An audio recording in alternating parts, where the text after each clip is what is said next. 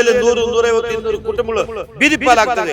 ಶೀಘ್ರದಲ್ಲೇ ಅತ್ಯಂತ ಉಗ್ರ ಹೋರಾಟಕ್ಕೆ ನಾವೆಲ್ಲ ಸನ್ನದ್ಧರಾಗ್ತೇವೆ ಅಂತ ಹೇಳಕ್ಕೆ ಇಷ್ಟಪಡ್ತೀನಿ. ಡಿ.ಕೆ. ಶಿವಕುಮಾರ್ ಅವರೇ, 2 ಲಕ್ಷ ಚಿಲ್ಲರೆ ಇವತ್ತು ನೀವು ತಗೊಂಡಿದ್ದೀರಲ್ಲ, ಎಲ್ಲಿ ಕೈಗಾರಿಕೆ ಆಗಿದೆ?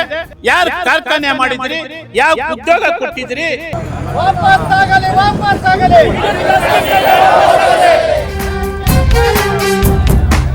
ಪ್ರಾಣ ಕೂಡ ಸಿದ್ಧವಾದ ರೀತಿಯಲ್ಲಿ ಇವತ್ತು ಜನರ ಹೋರಾಟ ಆಗಬೇಕಾಗ್ತದೆ. ಸರ್ಕಾರ ಒಂದು ಕಣ್ಣಿಗೆ ಬೆನ್ನೆ, ಒಂದು ಕಣ್ಣಿಗೆ ಸುಣ್ಣ ಇಡಬಾರದು. ನಾವು ಪ್ರಾಣ ಹೋದನ್ನು ಜಮೀನು ಅಂತ ಬಿಡೋದಿಲ್ಲ.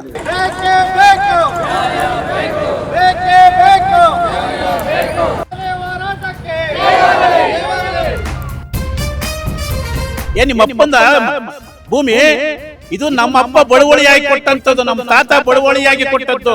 ಈ ರೀತಿಯ ಜನಕ್ಕೆ ಕಿರುಕುಳ ಕೊಡ್ತಾರೆ ಹೊರತು ಜನಸಾಮಾನ್ಯರಿಗೆ ನೆಮ್ಮದಿಯನ್ನು ಕೊಡ್ತಾ ಇಲ್ಲ. ಇಡೀ ದೇಶಕ್ಕೆ ಅನ್ನ ದುಡ್ಡು ಕೊಡೋರು ಯಾವ್ದಾರ ಇದ್ರೆ ಅದು ರೈತ.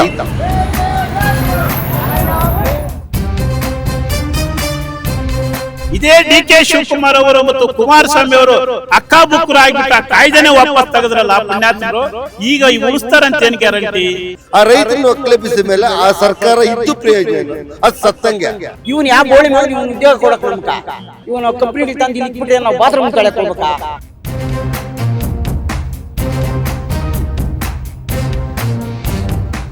ಈಗ ಸಿದ್ದರಾಮಯ್ಯನವರು 8 ವರ್ಷ ಮಾಡವ್ರೆ, ಈಗ ಡಿ.ಕೆ.ಶಿ 2 ವರ್ಷ ಪೂರ ಮಾಡೋದು ಕಾಣಿಸ್ತಾ ಇಲ್ಲ. ಸರ್ಕಾರ ಬುಡಮೇಲಾದ್ರೂ ಪರವಾಗಿಲ್ಲ, ನಮ್ಮ ಭೂಮಿಯನ್ನು ನಾವು ಉಳಿಸ್ಬೇಕು. ಎಷ್ಟು ಮಾಡಿದ್ರು ಅವ್ರಿಗೆ ಮಾನ ಮರ್ಯಾದೆ ಏನು ಇಲ್ಲ. ಅಯೋಗ್ಯ ಮುಡಿಯ ಮಕ್ಕಳು ಕೇಳ್ಬೋದು. ಈ ಗತಿಗೆಟ್ಟ ಸರ್ಕಾರ ಬಂದ್ಬಿಟ್ಟು ಇದನ್ನ ಹಾಳು ಮಾಡ್ತಾವ್ರೆ. ನಾವೇನು ವಿಷ ಕುಡಿದು ಸಾಯ್ಬೇಕಾ, ಇಲ್ಲ ಉಪವಾಸದಿಂದ ಸಾಯ್ಬೇಕಾ, ಇಲ್ಲ ಭಿಕ್ಷೆ ಬೇಡಕ್ ಹೋಗ್ಬೇಕಾ? ನಿಮ್ ಉದ್ದೇಶ ಏನು? ನಮ್ಮನ್ ಕಷ್ಟ ಕೇಳೋರು ಯಾರು ಇಲ್ಲ. ನಮ್ ಭೂಮಿ ಇಲ್ಲ, ನಮ್ಗೆ ಬದುಕಕ್ ಆಗಲ್ಲ. ಭೂಮಿ ನಮ್ ಸಾಯನ ಸಾಯ್ತಿ, ಭೂಮಿ ಅಂತ ಬಿಡಲ್ಲ.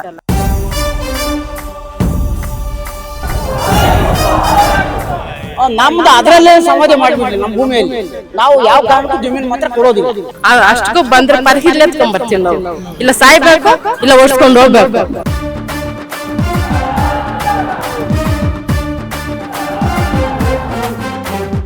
ನಮ್ದು ಅದ್ರಲ್ಲೇ ಸಮಾಧಿ ಮಾಡ್ಬಿಡ್ಲಿ. ನಮ್ಮ ಭೂಮಿಯಲ್ಲಿ ನಾವು ಯಾವ ಕಾರಣಕ್ಕೂ ಜಮೀನು ಮಾತ್ರ ಕೊಡೋದಿಲ್ಲ. ಅಷ್ಟಕ್ಕೂ ಬಂದ್ರೆ ಪರಿಹಿಡ್ಲಿ ಎತ್ಕೊಂಡ್ ಬರ್ತೀವಿ ನಾವು. ಇಲ್ಲ ಸಾಯ್ಬೇಕು, ಇಲ್ಲ ಓಡಿಸ್ಕೊಂಡು ಹೋಗ್ಬೇಕು. ಡಿ.ಕೆ. ಶಿವಕುಮಾರ್ ಅವರೇ, ನೀವು ಒಬ್ಬ ಬಿಸ್ನೆಸ್ ಪರ್ಸನ್, ರೈತರ ಪರವಾಗಿಲ್ಲ. ನೀವು ರೈತರ ತಂಟೆಗೆ ಬಂದವ್ರ ಅವರೇ ಓಡೋಗ್ತಾರೆ, ರೈತರಂತೂ ಓಡೋಗಲ್ಲ, ಅವರೇ ಓಡೋಗೋ ಪರಿಸ್ಥಿತಿ ಬರ್ತಾರೆ. ಜಂಗಮಕೋಟೆ ರೈತರ ಹೋರಾಟ ಇವತ್ತು 100ನೇ ದಿನಕ್ಕೆ ಕಾಲಿಟ್ಟಿದೆ. ಚಿಕ್ಕಬಳ್ಳಾಪುರ ತಾಲೂಕು ಆಡಳಿತದ ಎದುರು ಇವತ್ತು ಪ್ರತಿಭಟನೆ ಕೂಡ ಜೋರಾಗಿದೆ. ಮಾಜಿ ಶಾಸಕರು ನಮ್ಮ ಜೊತೆ ಇದ್ದಾರೆ, ಅವ್ರು ಮಾತಾಡಿಸ್ತಾ ಹೋಗ್ತೀನಿ. ಎಸ್ ಸರ್, 100ನೇ ದಿನಕ್ಕೆ ಹೋರಾಟ ಕಾಲಿಟ್ಟಿದೆ. ಸರ್ಕಾರ ಏನು ನಿಮ್ಮ ಮಾತು ಕೇಳ್ತಾ ಇದೆಯಾ, ಕೇಳ್ತಾ ಇಲ್ವಾ? ಏನು ಅಹವಾಲು ಸ್ವೀಕರಿಸಿದೆಯಾ ಇಲ್ವಾ, ಏನು ಕತೆ? ಇವತ್ತೇನು ನಮ್ಮ ಶಿಡ್ಲಘಟ್ಟ ತಾಲೂಕಿನ ಜಮಕೋಟೆ ಹೋಬಳಿಯ 13 ಹಳ್ಳಿಗಳ ರೈತ ಕುಟುಂಬಗಳು, ರೈತ ಮುಖಂಡರು ನಾವೆಲ್ಲ ಕೂಡ ಹೋರಾಟ ಮಾಡ್ತಾ ಇದ್ದೀವಿ. ಸರ್ಕಾರ ನಾವು ಒಂದು ತೀವ್ರವಾಗಿ ಹೋರಾಟ ಮಾಡಿದಾಗ ಬರ್ತಾರೆ, ಜಿಲ್ಲಾಡಳಿತ ಇರ್ಬೋದು, ರಾಜ್ಯ ಪ್ರತಿನಿಧಿಗಳು ಬರ್ತಾರೆ, ಮಾತಾಡ್ತಾರೆ. ನಾವು ನಿಮ್ಮ ಮನವಿಯನ್ನು ಸ್ವೀಕರಿಸಿದ್ವಿ. ಖಂಡಿತ ನಾವು ನಿಮ್ಮ ಜೊತೆ ಸಂಬಂಧಪಟ್ಟ ಅಧಿಕಾರಿಗಳ ಜೊತೆ ಮಾಹಿತಿ ಕೊಟ್ಟು ಸಂಬಂಧಪಟ್ಟವರ ಜೊತೆ ನಿಮಗೆ ಚರ್ಚೆ ಮಾಡಿ ನಿಮಗೆ ಪರಿಹಾರ ಕೊಡ್ತೀವಿ ಅಂತ ಹೇಳ್ತಾನೆ ಇದ್ದಾರೆ. ಇವತ್ತು 100ನೇ ದಿನಕ್ಕೆ ನಾವು ಕಾಲಿಟ್ಟಿದ್ದೀವಿ. ಖಂಡಿತ ಇದು ಒಂದು ಹಾಸ್ಯಾಸ್ಪದ. ಇವತ್ತು ಘನ ಸರ್ಕಾರ ಇವತ್ತು ಜವಾಬ್ದಾರಿಯುತವಾಗಿದೆ. ಇವತ್ತೇನು ಸರ್ಕಾರ ಬದಲಾವಣೆ ಆದರೂ ಕೂಡ ಹಿಂದೆ ಇದ್ದಂಥ ಉಸ್ತುವಾರಿಗಳಿರ್ಬೋದು, ಹಿಂದೆ ಇದ್ದಂಥ ಜನಪ್ರತಿನಿಧಿಗಳಿರ್ಬೋದು, ಇವತ್ತು ಕೂಡ ಸಮಯ ಮೀರಿಲ್ಲ. ಇವತ್ತು ಬಂದು ಮಾತಾಡಿ ಇವತ್ತು ಏನು ನಾವು ನೋಡ್ತಾ ಇದ್ದೀವಿ, ಇವತ್ತು ರಾಜ್ಯದಲ್ಲಿ ಬಿಡದಿ ಟೌನ್ಶಿಪ್ ಬಗ್ಗೆ ಯಾವ ರೀತಿ ರಾಜ್ಯ ಮಟ್ಟದಲ್ಲಿ ಮಾನ್ಯ ಮುಖ್ಯಮಂತ್ರಿಗಳು ಮತ್ತು ಮಾಜಿ ಮುಖ್ಯಮಂತ್ರಿಗಳು ಯಾವ ರೀತಿ ವಾದ ವಿವಾದಗಳು ನಡೀತಾ ಇದ್ದಾವೆ, ಇವೆಲ್ಲವನ್ನು ಕೂಡ ಅರ್ಥ ಮಾಡಿಕೊಂಡು ನಮ್ಮ ಜಿಲ್ಲಾಡಳಿತ ಮತ್ತು ಘನ ಸರ್ಕಾರ ಯೋಚನೆ ಮಾಡಬೇಕಾಗ್ತದೆ. ಜನರ ಫಲವತ್ತಾದ ಭೂಮಿಯನ್ನು ಯಾವುದೇ ಕಾರಣಕ್ಕೆ ರೈತರಿಗೆ ಬಿಟ್ಕೊಡ್ಬೇಕು, ಅದು ಕಿತ್ಕೋಬಾರ್ದು ಅಂತೇಳಿ ಎಲ್ಲರೂ ಹೋರಾಟ ಮಾಡ್ತಾರೆ ಸಂದರ್ಭದಲ್ಲಿ ಇವತ್ತು ರೈತಾಪಿ ವರ್ಗದವರು ಎಲ್ಲ ಇವತ್ತೇನು ಈ 2823 ಎಕರೆ ಜಮೀನ್ದಾರೆಲ್ಲನೂ ನಾವು ಸಾಮೂಹಿಕವಾಗಿ ನಿಮಗೆ ಕೊಡ್ತೀವಿ ಅಂದರೆ ದಯವಿಟ್ಟು ತಗೊಳ್ಳಿ. ಅದು ಬಿಟ್ಟು ಕೇವಲ ಯಾವುದೋ ಬೂಟಾಟಿಕೆ ಒಂದು ನಮ್ಮಲ್ಲೇ ಒಡೆದು ಆಳುವ ನೀತಿಯನ್ನು ಅನುಸರಿಸಿ ನಮ್ಮ ಜನಪ್ರತಿನಿಧಿಗಳು ಮತ್ತು ಜಿಲ್ಲಾಡಳಿತ ಖಂಡಿತ ಕೆಟ್ಟ ದಾರಿಯನ್ನು ಹಿಡಿತಾ ಇದ್ದಾವೆ. ಖಂಡಿತ ನಾವು ಖಂಡಿಸ್ತೀವಿ. ಮುಂದಿನ ದಿನಗಳಲ್ಲಿ ನಾವು ಆಗಲೇ ನಮ್ಮ ಸ್ನೇಹಿತ ಹೇಳಿದ ರೀತಿಯಲ್ಲಿ ಎಲ್ಲವನ್ನು ತ್ಯಾಗ ಮಾಡಿ ಪ್ರಾಣ ಕೂಡ ಸಿದ್ಧವಾದ ರೀತಿಯಲ್ಲಿ ಇವತ್ತು ಜನರ ಹೋರಾಟ ಆಗಬೇಕಾಗ್ತದೆ. ಇದಕ್ಕೆ ಘನ ಸರ್ಕಾರ ಮಾನ್ಯ ಮುಖ್ಯಮಂತ್ರಿಗಳು ಹೆಚ್ಚಿನ ಗಮನ ಕೊಟ್ಟು ಇವತ್ತು ಫಲವತ್ತಾದ ಭೂಮಿನೂ ಆಗಲೇ ಮೊನ್ನೆ ಹೇಳಿದ್ದಾರೆ. ಇನ್ನು ಹಲವಾರು ಉದಾಹರಣೆ ಕೊಟ್ಟಿದ್ದಾರೆ. ಮಾನ್ಯ ಮುಖ್ಯಮಂತ್ರಿಗಳು ಮಾಜಿ ಮುಖ್ಯಮಂತ್ರಿ ಉದಾಹರಣೆ ಕೊಟ್ಟಿದ್ದಾರೆ. ಗುಜರಾತಲ್ಲಿ ಟೌನ್ಶಿಪ್ ಮಾಡಿದರೆ, ಗುಜರಾತಲ್ಲಿ ಅಲ್ಲಿ ಮಾಡಿದೆ ಅಂತ ಹೇಳಿದಾಗ ಅದಕ್ಕೇನು ಹೇಳಿದ್ರು, ಇದೇ ಕುಮಾರಸ್ವಾಮಿ ಅವರು ಹೇಳಿದ್ರು, ಗುಜರಾತ್ನಲ್ಲಿ ಮಾಡಿರೋದು ಫಲವತ್ತಾದ ಭೂಮಿಯಲ್ಲ, ಅಲ್ಲಿ ಮಾಡಿರೋದು ಬರಡು ಭೂಮಿಯಲ್ಲಿ ಒಂದು ಮಾಡಿದ್ದಾರೆ. ಅದೇ ರೀತಿ ಇವತ್ತು ನಮ್ಮ ಶಿಡ್ಲಘಟ್ಟ ವಿಧಾನಸಭಾ ಕ್ಷೇತ್ರದಲ್ಲಿ ಬರಡು ಭೂಮಿಯಲ್ಲಿ ಕೃಷಿಗೆ ಯೋಗ್ಯವಲ್ಲದ ಭೂಮಿಯಲ್ಲಿ ಕೈಗಾರಿಕೆ ತಂದರೆ ನಾವು ಸ್ವಾಗತ ಮಾಡ್ತೀವಿ. ಎಲ್ಲರೂ ಕೂಡ ಅದಕ್ಕೆ ನಾವು ಸಾಮೂಹಿಕವಾಗಿ ನಾವು ಬೆಂಬಲ ಕೊಡ್ತೀವಿ. ಅದು ಬಿಟ್ಟು ಜನರ ಫಲವತ್ತಾದ ಭೂಮಿಯನ್ನು ಇವತ್ತು ಒಂದೊಂದು ಹಳ್ಳಿಯಲ್ಲಿ 100, 150, 200 ಕುಟುಂಬಗಳು ಬೀದಿ ಪಾಲಾಗ್ತದೆ. ಅವರ ಪೂರ್ವಜರು ಬಂದು ಎಷ್ಟು ಸಲ ನಾವು ಬಾಯಿ ಪಡ್ಕೊಂಡ್ರು ಕೂಡ ನಮ್ಮ ಅದೇ ಭೂಮಿ ಯಾಕೆ ಬೇಕು, ಯಾಕೆ ಹುನ್ನಾರ ಅದೇ ಭೂಮಿ? ಇವತ್ತು ಆ ಭೂಮಿ ಆಗ್ಬೇಕಂದ್ರೆ ಅವ್ರಿಗೆ ಇದು KD ಇದು ಅಂತಾರಾಷ್ಟ್ರೀಯ ವಿಮಾನ ನಿಲ್ದಾಣಕ್ಕೆ ಹತ್ರ ಇದೆ. ಇವತ್ತು ಆ ಭೂಮಿ ಫಲವತ್ತಾದ ಭೂಮಿ, ಅದನ್ನು KDB ಅವರು ಹಾಕುವ ಏನು ಅದನ್ನು ವಶಪಡಿಸಿಕೊಂಡು ಇವ್ರಿಗೆ ಯಾರು ಅಂತಾರಾಷ್ಟ್ರೀಯ ಕಂಪನಿಗಳಿಗೆ ಒಬ್ಬೊಬ್ಬರಿಗೆ 50 ಎಕರೆ 30 ಎಕರೆ 40 ಕೊಟ್ಟರೆ ಇವತ್ತು ಅವ್ರು ಕೊಡೋದು 1 ಕೋಟಿ 2 ಕೋಟಿ ಕೊಟ್ಟು ಅದು ಕೇವಲ ಒಂದು 5, 6, 10 ವರ್ಷದಲ್ಲಿ 1 ಎಕರೆ 20 ಕೋಟಿಗೆ ಮಾರ್ತಾರೆ. ಈ ಒಂದು ಈ ದಂಧೆಯಲ್ಲಿ ಮಧ್ಯವರ್ತಿಯಾಗಿ KDB ಪರಿವರ್ತನೆ ಆಕ್ಷನ್ ಮಾಡ್ತಾ ಇದೆ. ದಯವಿಟ್ಟು ನಾವು ಈ ಒಂದು 100 ದಿನಗಳ ಈ ಸಂದರ್ಭದಲ್ಲಿ ಸರ್ಕಾರಕ್ಕೆ ಮತ್ತು ಜಿಲ್ಲಾಡಳಿತಕ್ಕೆ ದಯವಿಟ್ಟು ತಾವು ಮಾಡಿ, ಯಾವುದೇ ಒಂದು ಅನಾಹುತ ಆಗದ ಮೇಲೆ ನೀವು ಎಚ್ಚರಿಕೆ ಹೋದಿ ಪ್ರಾಣ ಕೂಡ ರೈತರು ಇರ್ಬೋದು, ಮಹಿಳೆಯರು ಇರ್ಬೋದು, ಮಕ್ಕಳು ಇರ್ಬೋದು, ನಾವೆಲ್ಲ ಹೋರಾಡ್ತಿದ್ದೀವಿ. ಆ ರೀತಿ ಆದರೆ ಸಂಪೂರ್ಣ ಜಿಲ್ಲಾಡಳಿತ ಮತ್ತು ಸರ್ಕಾರ ಜವಾಬ್ದಾರಿ ಆಗ್ತದೆ. ಇವತ್ತು ಈ ಸರ್ಕಾರಗಳು ಭಾಳಷ್ಟು ಜವಾಬ್ದಾರಿಯುತವಾಗಿ ಇವತ್ತು ನಾವೆಲ್ಲ ಕೂಡ ರೈತನ ಬೆನ್ನೆಲುಬು, ದೇಶದ ಬೆನ್ನೆಲುಬು ಅಂತ ಹೇಳ್ತೀವಿ. ಆ ರೈತನ ಹಿತವನ್ನು ಕಾಪಾಡೋಕ್ಕೆ ನಿಮಗೆ ಯೋಗ ತಿಳಿದಿದೆ. ಯಾವ ಉದ್ದೇಶಕ್ಕಾಗಿ ನೀವು ಆಡಳಿತ ಮಾಡ್ತಾರೆ, ಯಾವ ಉದ್ದೇಶಕ್ಕಾಗಿ ನೀವು ಸರ್ಕಾರ ನಡೆಸ್ತಾ ಇದೆ, ಇದನ್ನು ದಯವಿಟ್ಟು ಅತಿ ಶೀಘ್ರದಲ್ಲಿ ನೀವು ಮಾಡಬೇಕು. ಇಲ್ಲಾಂದರೆ ಮುಂದಿನ ದಿನದಲ್ಲಿ ಇಡೀ ರಾಜ್ಯಾದ್ಯಂತ ಇವತ್ತು ಎಲ್ಲ ಕಡೆ ಹೋರಾಟ ಶುರುವಾಗಿದೆ. ಚಿಕ್ಕಬಳ್ಳಾಪುರ ಶಿಡ್ಲಘಟ್ಟ ತಾಲೂಕಿನ ಜಮಕೋಟೆ ಹೋಬಳಿ ಇನ್ನೂ ಅತಿ ಶೀಘ್ರದಲ್ಲೇ ಅತ್ಯಂತ ಉಗ್ರ ಹೋರಾಟಕ್ಕೆ ನಾವೆಲ್ಲ ಸನ್ನದ್ಧರಾಗ್ತೀವಿ ಅಂತ ಹೇಳಕ್ಕೆ ಇಷ್ಟಪಡ್ತೀನಿ. ನಾನು ಜಂಗಮಕೋಟೆ ಹೋಬಳಿಯಲ್ಲಿ ಕೆಲವು ರೈತರನ್ನು ಮಾತಾಡಿಸ್ತಾ ಇದ್ದೆ. ಸ್ಥಳೀಯ MLA ಸಹಕಾರ ಇಲ್ಲ, ಅವ್ರು ಸಹಕಾರ ಕೊಡ್ತಾ ಇಲ್ಲ ಅಂತ ಹೇಳ್ತಾ ಇದ್ರು. ಯಾಕೆ, ಏನು? ಸ್ಥಳೀಯ ಶಾಸಕರು, ನಾನು ಮುಂಚೆನೇ ಹೇಳ್ತಾ ಇದ್ದೆ, ಯಾವುದೇ ಒಂದು ಸರ್ಕಾರದ ನೀತಿ ನಿಯಮಗಳು ಮಾಡಬೇಕಾದಾಗ ಜಿಲ್ಲಾಡಳಿತ, ತಾಲೂಕು ಆಡಳಿತ, ಜನಪ್ರತಿನಿಧಿಗಳು ರೈತ ಮುಖಂಡರನ್ನ, ರೈತಾಪಿ ವರ್ಗದನ್ನ ಆ 13 ಹಳ್ಳಿ ರೈತರ ಒಂದು ಕಡೆ ಸೇರಿಸಿ ಅವರ ಅಭಿಪ್ರಾಯ ಸಂಗ್ರಹಿಸಿ ಅಭಿಪ್ರಾಯದಂತೆ ಈ ರೀತಿ ಇದ್ದಾಗ ಅವ್ರಿಗೆ ಮನವರಿಸಿ ತಗೊಂಡು ಖಂಡಿತ ಗೌರವಾನ್ವಿತ ಶಾಸಕರು ಒಳ್ಳೆ ಹೆಸರು ಬರ್ತಾಯಿತ್ತು. ಅದೇ ಗೌರವಾನ್ವಿತ ಶಾಸಕರು ಇವತ್ತು ಅದನ್ನು ಹಲ್ಲೆಗೆಳೆದು ಇವತ್ತು ಶಾಸಕರು ಯಾವ ರೀತಿ ಅಂತಾರೆ ಅವರು ಅಸಹಾಯಕತೆ ತೋಡ್ಕೊತಾ ಇದ್ದಾರೆ. ನನಗೆ ಯಾವುದೋ ರೀತಿ ಶಕ್ತಿ ಇಲ್ಲ ಅಂತ ಅಸಹಾಯಕತೆ ವಿರೋಧ ಪಕ್ಷ ಅಂತೇಳಿ ಅಸಹಾಯಕತೆ ತೋಡ್ಕೋತಾರೆ. ಅದು ಅವರಿಗೆ ಶೋಭೆನೂ ತರೋದಿಲ್ಲ. ಅವರು ಖಂಡಿತ ಇವತ್ತು ಕೂಡ ಸಮಯ ಮೀರಿಲ್ಲ. ಇವತ್ತು ರೈತರ ಜೊತೆ 2 ಗುಂಪಿದೆ, 3 ಗುಂಪಿದೆ, ಯಾರೇ ಜನ ಇದೆ ರೈತರ ಜೊತೆ ಬಂದು ಸಂಧಾನ ಮಾಡಿ ಇವತ್ತು ಆಯಿತು ನಿಮ್ಮ ಹವಾಲಿದೆ. ಇವತ್ತೇನು 540 ಎಕರೆ ಬಿಟ್ಟಿದ್ದೀವಿ ಅಂದರೆ ಬಿಟ್ಟಿರೋದು ಯಾರಿಗೆ ಬಿಟ್ಟಿದ್ರೆ, ಏನು ಬಿಟ್ಟಿದ್ರೆ ಎಲ್ಲ ಸಂಪೂರ್ಣ ಮಾಹಿತಿ ಇದೆ. ಯಾರಿಗೆ ಫಲವತ್ತಾದ ಭೂಮಿ, ರೈತರು ಯಾರು ನಾವು ಕೃಷಿ ಜಮೀನು ಕೊಡೋದಿಲ್ಲ ಅನ್ನೋರನ್ನ ಅವ್ರನ್ನ ಬಿಟ್ಬಿಡಿ, ಎಲ್ರಿಗೂ ಬಿಟ್ಬಿಡಿ. ಯಾರು ಕೊಡ್ತಾರೆ ನಾವು ಜಮೀನು ತಗೊಂಡು ನೀವು ಕೈಗಾರಿಕೆ ಮಾಡೋದಕ್ಕೆ ನಮಗೆ ಸಮ್ಮತ ಇದೆ. ನಮ್ಮ ಸರ್ಕಾರದಲ್ಲಿದ್ದ ಜನಪ್ರತಿನಿಧಿಗಳು, ಉಸ್ತುವಾರಿ ಮಂತ್ರಿಗಳಿಗಿಲ್ಲ. ಎಲ್ಲ ಕೂಡ ರೈತರ ಸಮಾಲೋಚನೆ ಮಾಡಿ ಅವರ ಅಭಿಪ್ರಾಯ ತಗೊಂಡು ಮಾಡಬೇಕಾ, ಅದರಲ್ಲಿ ವಿಫಲರಾಗಿದ್ದಾರೆ. ಇವತ್ತು ಕೂಡ ಸಮಯ ಮೀರಿಲ್ಲ. ಇನ್ನು ಸರ್ಕಾರ 2 ವರ್ಷ ಇರ್ತದೆ.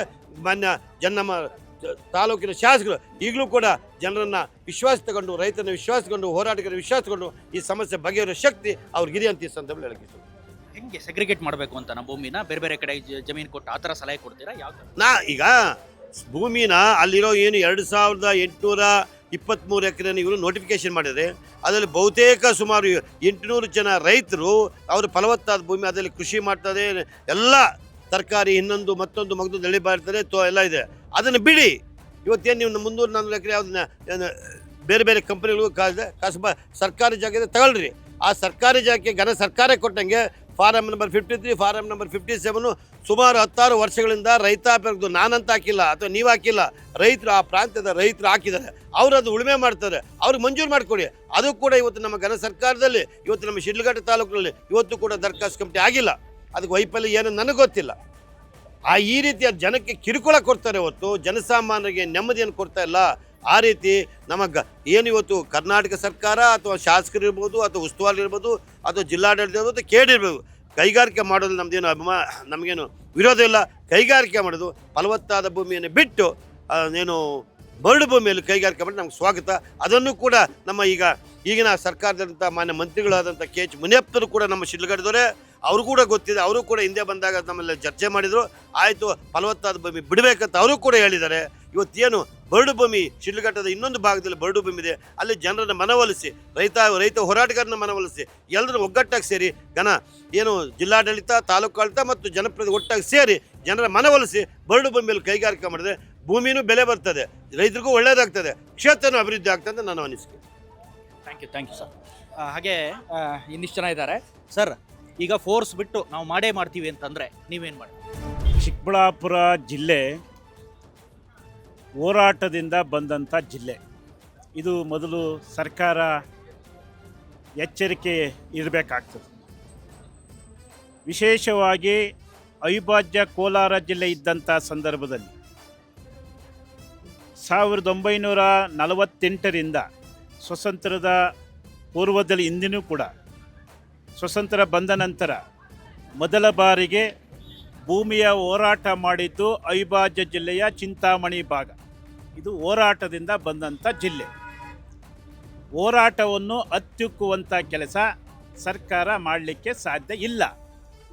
ಕಾರಣ 2016 ಮಾರ್ಚ್ 3ನೇ ತಾರೀಕು ಇದೇ ಬಯಲುಸೀಮೆಯ ಜನ, ಇದೇ ನಮ್ಮ ರೈತರನ್ನು ಒಗ್ಗೂಡಿಸಿ ಕರ್ನಾಟಕ ರಾಜ್ಯ ರೈತ ಸಂಘದ ನೇತೃತ್ವದಲ್ಲಿ ಸಾವಿರಾರು ಸಂಖ್ಯೆಯಲ್ಲಿ ಟ್ಯಾಕ್ಟ್ರಿಗಳ ಮುಖಾಂತರ ಏನು ಇವತ್ತು ಬೆಂಗಳೂರನ್ನು ಮುಟ್ಟಿದ್ವಿ. 7 ಗಂಟೆಗಳ ಕಾಲ ಅಂತಾರಾಷ್ಟ್ರೀಯ ವಿಮಾನ ನಿಲ್ದಾಣವನ್ನು ಬಂದ್ ಮಾಡಿದ್ದು ಇದೇ ಚಿಕ್ಕಬಳ್ಳಾಪುರದ ರೈತರು ಅಂತೇಳಿ ಸರ್ಕಾರಕ್ಕೆ ಎಚ್ಚರಿಕೆಯನ್ನು ಕೊಡ್ತಾರೆ. ಅವರ ಬಲ ಆಗಲಿ ಅವರ ಫೋರ್ಸ್ ಆಗಲಿ ರೈತನ ಮುಂದೆ ಸಾಧ್ಯವಿಲ್ಲ. ಯಾಕಂದರೆ ಸರ್ಕಾರ ಒಂದು ಕಣ್ಣಿಗೆ ಬೆನ್ನೆ ಒಂದು ಕಣ್ಣಿಗೆ ಸುಣ್ಣ ಇಡಬಾರ್ದು. ಇದೇ ಚನ್ನರಾಯಪಟ್ಟಣದಲ್ಲಿ ಅವರು ನಮ್ಮ ಅಣ್ಣ ತಮ್ಮಂದರೆ, ನಾವು ಅದರ ಮುಂದಾಳತ್ವವನ್ನು ಅಲ್ಲಿ ವಹಿಸಿದ್ದಂಥವರು. ಅಲ್ಲಿ ಯಾರು ರೈತರು ಕೊಡ್ತಾರೋ ಅವ್ರು ತಗೊಂಡಿದ್ದೀರಿ, ಕೊಡ್ದಿದ್ದವ್ರನ್ನ ಬಿಟ್ಟಿದ್ರಿ ಅಲ್ವೇ? ಸಿದ್ದರಾಮಣ್ಣವ್ರ ಸರ್ಕಾರ ತಾವು ಮುಖ್ಯಮಂತ್ರಿ ಇದ್ದಂಥ ಸಂದರ್ಭದಲ್ಲಿ ಇವತ್ತು DK ಶಿವಕುಮಾರ್ ತಾವು ಬಂದಿದ್ದೀರಿ, ತಾವು ಅದನ್ನೇ ಪಾಲನೆ ಮಾಡಬೇಕಲ್ವೇ? ಹೌದು, ಕೈಗಾರಿಕೆ ಮಾಡ್ತೀವಿ ಅಂತ ಹೇಳಿದ್ರಿ. ಯಾವ ಉದ್ದೇಶದ ಮೇಲೆ ಕೈಗಾರಿಕೆ ಮಾಡ್ತಾ ಇದ್ರಿ? ನೀವು ಮೊದಲ ಬಾರಿಗೆ ಹೇಳ್ತೀರಿ ಕೈಗಾರಿಕೆ ಮಾಡಿದ್ರೆ ಉದ್ಯೋಗವನ್ನು ಸೃಷ್ಟಿ ಮಾಡ್ತೀರಿ. DK ಶಿವಕುಮಾರ್ ಅಣ್ಣವರೇ ಮತ್ತು ಸಿದ್ದರಾಮಣ್ಣವರೇ ಮತ್ತು ವಿರೋಧ ಪಕ್ಷದವರೇ, ಉದ್ಯೋಗ ಯಾರಾದರೂ ಸಮಾಜದಲ್ಲಿ ಯಾರಾದರೂ ಕೊಡ್ತಾ ಇದ್ರೆ ರೈತರು ಕೊಡ್ತಾ ಇರೋದು ಉದ್ಯೋಗ. 1 ಎಕರೆಯಲ್ಲಿ ಹೂ ಬೆಳೆದ್ರೆ 500 ಜನಕ್ಕೆ ಉದ್ಯೋಗವನ್ನು ಕೊಡ್ತೇವೆ. 1 ಎಕರೆಯಲ್ಲಿ ಟೊಮೊಟೊ ಬೆಳೆದ್ರೆ 500 ಜನಕ್ಕೆ ಉದ್ಯೋಗವನ್ನು ಕೊಡ್ತೇವೆ. ಮನೆ ಮಂದಿಗೆಲ್ಲ ಉದ್ಯೋಗವನ್ನು ಕೊಡ್ತೇವೆ. ವಿಶೇಷವಾಗಿ ಅನ್ನವನ್ನು ಹೊಟ್ಟೆ ತುಂಬ ಕೊಡ್ತೇವೆ. ಇದು ಅರ್ಥ ಮಾಡ್ಕೊಳ್ಬೇಕು ಸರ್ಕಾರಗಳು. ಕೊರೋನಾ ಸಂದರ್ಭದಲ್ಲಿ ಇಡೀ ಸಮಾಜ ಸ್ತಬ್ಧ ಆಗಿತ್ತು. ರೈತ ಮಾತ ಎಚ್ಚೆತ್ಕೊಂಡು ಇಡೀ ಭೂಮಿಯಲ್ಲೇ ತುಳಿತು ಭೂಮಿಯಲ್ಲಿ ಬೆಳೆದು ಅನ್ನವನ್ನು ಸಮಾಜಕ್ಕೆ ಕೊಟ್ಟಿದ್ದು ಜ್ಞಾಪಿಸಬೇಕಾಗ್ತದೆ ಸರ್ಕಾರಗಳು. ಇವತ್ತು ಅನೇಕ ರೀತಿಯಲ್ಲಿ ಇವತ್ತು ರೈತನ ಇಲ್ಲದೆ ಹೋದರೆ ಭೂಮಿ ಸರ್ವನಾಶ ಅಂತೇಳಿ ನಾವು ಗಟ್ಟಿ ಧ್ವನಿಯಾಗಿ ಹೇಳ್ತೇವೆ. ಇವತ್ತು 2013 ಆಹಾರ ಕಾಯ್ದೆ ಏನು ಹೇಳ್ತದೆ, ಇದು ಭಾಳ ಸರ್ಕಾರದ ಮೇಲೆ ಎಚ್ಚರಿಕೆ ಗಂಟೆ ಆಗಬೇಕಾಗಿದೆ. 2013 ಕಾಯ್ದೆ ಫಲವತ್ತಾದಂಥ ಕೃಷಿ ಭೂಮಿಯನ್ನು ಯಾವುದೇ ಕಾರಣಕ್ಕೂ ಕೈ ಹಾಕಬೇಡಿ ಅಂತೇಳಿ ಆ ಕಾಯ್ದೆಯಲ್ಲಿ ಹೇಳ್ತಾ ಐತೆ. ಅದರ ಜೊತೆಗೆ ವಿಶ್ವಸಂಸ್ಥೆ 2016 ಏನು ಹೇಳೈತೆ, ಇವತ್ತು ಕೈಗಾರಿಕಾ ಹೆಸರು ಹೇಳ್ಕೊಂಡು ನೀವು ಭೂಮಿಯನ್ನು ಕದಿಯಕ್ಕೆ ತಾವು ಏನು ಪ್ರಯತ್ನ ಮಾಡಿದ್ದಾದರೆ ಮುಂದೆ ಆಹಾರವನ್ನು ಹುಡುಕೊಂಡು ಹೊರ ದೇಶಗಳಿಗೆ ಹೋಗಬೇಕಾಗ್ತದೆ ಅಂತೇಳಿ 2016 ಶೃಂಗಸಭೆಯಲ್ಲಿ ವಿಶ್ವಸಂಸ್ಥೆಯಲ್ಲಿ ಈ ವಿಷಯವನ್ನು ಮಂಡಿಸಿದ್ದಾರೆ. ಇಷ್ಟೆಲ್ಲ ಇದ್ದರೂ ಕೂಡ ನೀವು ಏಕಾಏಕಿ ಜಮೀನ್ ಮೇಲೆ ಬರ್ತಾ ಇದ್ರಲ್ಲ. ಹೌದು, ಇವತ್ತು ಒಂದು ಲ್ಯಾಂಡ್ ಆಡಿಟ್ ಮಾಡಿರಿ. ನೀವು ಎಷ್ಟು ಎಕರೆ ತಗೊಂಡಿದ್ರಿ ಅಂತೇಳಿ ನಾವು ಹೇಳ್ತೇವೆ. 2 ಲಕ್ಷ ಚಿಲ್ಲರೆ ಇವತ್ತು ನೀವು ತಗೊಂಡಿದ್ದೀರಲ್ಲ, ಎಲ್ಲಿ ಕೈಗಾರಿಕೆ ಆಗಿದೆ? ಯಾರು ಕಾರ್ಖಾನೆ ಮಾಡಿದಿರಿ? ಯಾವ ಉದ್ಯೋಗ ಕೊಟ್ಟಿದ್ದೀರಿ? ಯಾವ ರಾಜ್ಯದವ್ರು ಉದ್ಯೋಗ ಕೊಟ್ಟಿದ್ದೀವಿ? ಕನ್ನಡಿಗರಿಗೆ ಉದ್ಯೋಗ ಕೊಟ್ಟಿದ್ರಾ? ನೀವು ಕೊಡ್ತಾ ಇರೋದು ಯಾರಿಗ? ಉತ್ತರ ಭಾರತದ ಪ್ರಜೆಗಳನ್ನು ತಂದು ಇವತ್ತು ದಕ್ಷಿಣ ಭಾಗಕ್ಕೆ ನೀವು ಬಿಡ್ತಾ ಇದ್ರೆ ವಿನಃ ಈ ಭಾಗದ ನಾಗರಿಕರನ್ನು ಉಳಿಸೋಕೆ ಪ್ರಯತ್ನ ಮಾಡ್ತಾ ಇದ್ರೆ. ನೀವು ಕಾರ್ಪೊರೇಟ್ ಕಂಪನಿ ಹಿಂದೆ ಪೂರ್ವದಲ್ಲಿ ಸ್ವತಂತ್ರ ಪೂರ್ವದಲ್ಲಿ ಒಂದೇ ಕಾರ್ಪೊರೇಟ್ ಕಂಪನಿ ಇತ್ತು. ಇವತ್ತು ರತ್ನ ಕಂಬಳಿ ಹಾಕಿ ಕರಿತಾ ಇದ್ರಿ, ಭಾರತಮ್ಮ ಬರ ಅಣ್ಣ, ನಾವು ನೀರು ಕೊಡ್ತೇವೆ, ವಿದ್ಯುತ್ ಕೊಡ್ತೇವೆ, ಭೂಮಿ ನಿಮ್ಮ ಅಪ್ಪಂದ ಭೂಮಿ? ಇದು ನಮ್ಮಪ್ಪ ಬಳುವಳಿಯಾಗಿ ಕೊಟ್ಟಂಥದ್ದು, ನಮ್ಮ ತಾತ ಬಳುವಳಿಯಾಗಿ ಕೊಟ್ಟದ್ದು. ನಾವು ಆ ಭೂಮಿಯನ್ನು ಇಟ್ಕೊಂಡು ನನ್ನ ಮಕ್ಕಳಿಗೆ, ನನ್ನ ಮರಿ ಮಕ್ಕಳಿಗೆ, ಇಡೀ ದೇಶಕ್ಕೆ ಅನ್ನ ಕೊಡುವಂಥ ಭೂಮಿ. ವಿಶೇಷವಾಗಿ ಜಂಗಮಕೋಟೆಯ ಭೂಮಿ ಫಲವತ್ತಾದಂಥ ಭೂಮಿ ಅಂತೇಳಿ ರಾಜ್ಯ ಮತ್ತು ಕೇಂದ್ರ ಸರ್ಕಾರದ ಅಂಕಿಅಂಶಗಳ ಸಮೇತ ಕೊಟ್ಟಿದ್ದಾರೆ. ಜಂಗಮಕೋಟೆ ಹೋಬಳಿ ಮತ್ತು ಚಿಕ್ಕಬಳ್ಳಾಪುರ ತಾಲೂಕಿನ ನಂದಿ ಹೋಬಳಿ ಫಲವತ್ತಾದ ಭೂಮಿ ಅಂತೇಳಿ ರಾಜ್ಯ ಮತ್ತು ಅಂತಾರಾಷ್ಟ್ರೀಯ ಮಟ್ಟದಲ್ಲಿದೆ.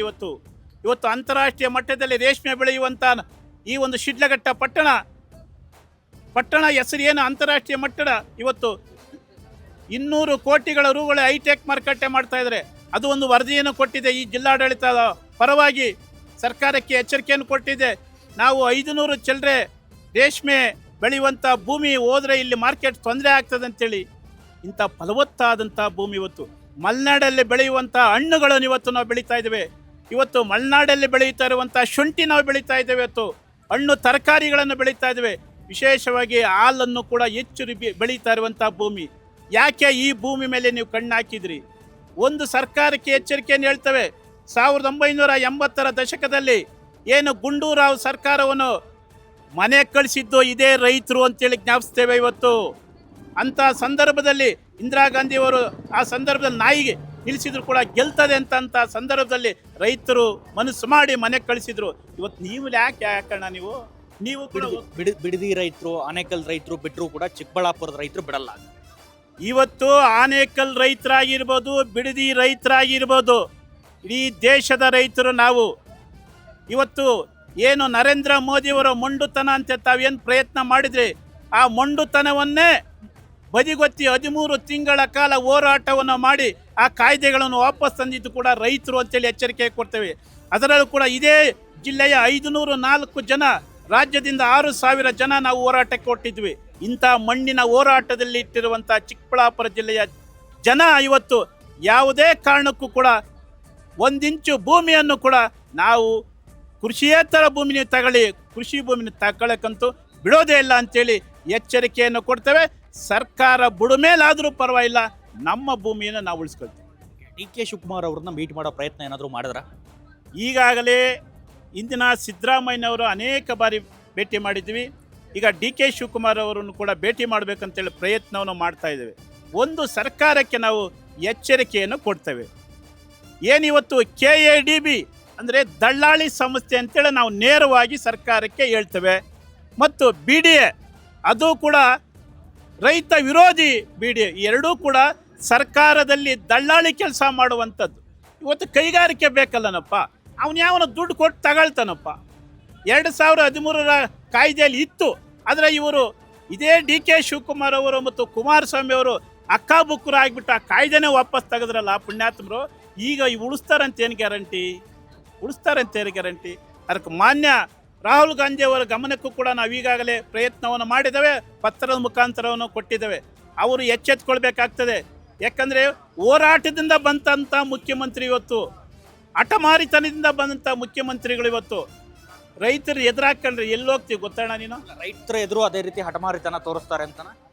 ರೈತರು ಅವ್ರಿಗಿನ ಹಠಮಾರಿತನ ಅಂತ ರೈತರು ಇವತ್ತು ನಾವು ಯಾರ ಹಂಗೂ ಇಲ್ಲ. ಇಲ್ಲಿ ನೋಡು, ನಮ್ಮ ನಂಜುಂಡಪ್ಪ ಅಂತ ಮುಂದೆ ಕೂತಿದ್ದಾನೆ, ರಾತ್ರಿ ಆಗಲಿ ಇಲ್ಲೇ ಮಲ್ಕೊಂಡವನೇ. ಹಸು ಕಾಲು ಕೈ ಎಳ್ಕೊಂಡು ಹೋಗೈತೆ, ಆದರೂ ಕೂಡ ಹಸುನ್ ಬಿಟ್ಟಿಲ್ಲ. ಕಾಲೋದ್ರೂ ಪರವಾಗಿಲ್ಲ, ಹಸು ಬಿಟ್ಟಿಲ್ಲ. ಅಂದರೆ ದುಡಿಯೋವಂಥ ಶಕ್ತಿ ರೈತನಿಗದೆ ವಿನಃ ಅವ್ರಿಗಿಲ್ಲ. ಹಠಮಾರಿತನ. ರಾತ್ರಿ ಇಲ್ಲೇ ಹೆಣ್ಣು ಮಕ್ಕಳು ರಾತ್ರಿ ಇಲ್ಲೇ ಮಲಗಿ, ಇಲ್ಲೇ ಬೆಳಗ್ಗೆ 4 ಗಂಟೆಗೆ ಎದ್ದು ಹಾಲು ಕರೆದು ಊರಿಗೆ ಹೋಗಿ ಇಲ್ಲಿಂದ 26 ಕಿಲೋಮೀಟ್ರ್ ಹೋಗಿ ಬಂದು, ಅಂದರೆ ಯಾರ ಶಕ್ತಿ ಮುಂದೆ? ಅದರಲ್ಲೂ ಕೂಡ ತಮ್ಮಂಥವ್ರು ನೋಡಿಸ್ಬೇಕಾಗಿದೆ.